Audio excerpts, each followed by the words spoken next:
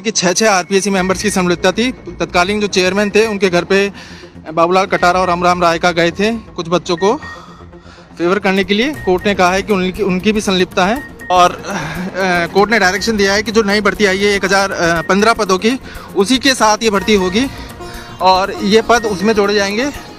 Court ने और कहा है कि इसमें जो आरपीएससी ने खामियां रखी और इसमें जो भी खराब हुआ, कोर्ट ने उसका स्वतः संज्ञान लिया है और यह मामला इसमें एक स्वतः संज्ञान आरपीएससी वाले एंगल पे लिया गया है और इसको डीबी रेफर कर दिया गया है। इसकी सुनवाई अब जो पीआईएल की जो स्वतः संज्ञान लिया है उसको चीफ जस्टिस अब अलॉट करेंगे डबल बेंच में।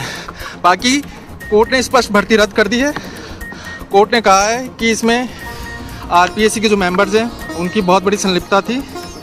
कोर्ट ने यह भी कहा है कि 6 आरपीएससी मेंबर्स की संलिप्तता थी। तत्कालीन जो चेयरमैन थे उनके घर पे बाबूलाल कटारा और अमराम राय का गए थे कुछ बच्चों को फेवर करने के लिए। कोर्ट ने कहा है कि उनकी भी संलिप्तता है और पूरे प्रदेश में इसका प्रचार हुआ था और पूरे प्रदेश में पेपर फैला था। ब्लूटूथ गैंग को भी पेपर गया था। कोर्ट ने कहा है कि राजस्थान की जनता को देखते हुए और इसके लॉ एंड ऑर्डर को देखते हुए ये भर्ती बिल्कुल भी स्टैंड नहीं कर सकती और पूरा रिक्रूटमेंट कैंसिल हो गया है और 17/7 को जो नया विज्ञापन आया है उसके साथ इसके पद जोड़ने के निर्देश दिए हैं और नई भर्ती होगी। जो 2021 वाले थे वो उस पदों के लिए भी एलिजिबल होंगे और इन पदों के लिए भी एलिजिबल होंगे।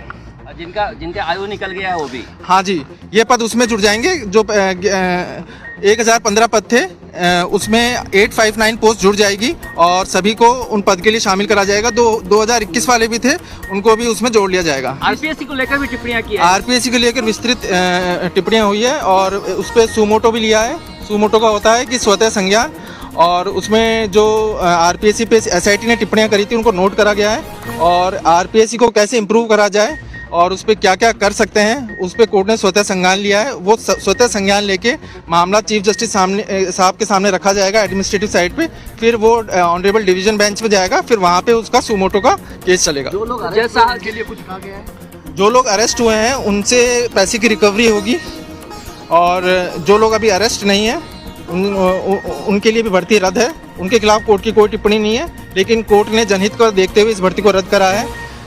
ये बिल्कुल बात सही है कि इसमें कुछ लोग हैं जो बिल्कुल सही हैं, हमारी भी उनके साथ भावनाएं हैं, लेकिन जनहित का मुद्दा था, पब्लिक इंटरेस्ट का था। एक भी अगर थानेदार गलत लगता है, कोर्ट ने कहा है वो गलत होगा और कोर्ट ने बैसाखी भट्टाचार्य बंगाल भर्ती का रेफरेंस दिया है और कहा है कि ये मामला कहीं भी नहीं टिक सकता और एक तरीके से ये बहुत दूषित भर्ती है। हर तरीके से 3 तरीके से इसमें पेपर लीक हुआ। एक आरपीएससी दो मेंबर्स ने पेपर लीक करा, फिर डमी कैंडिडेट्स बड़ी मात्रा में बैठाए गए।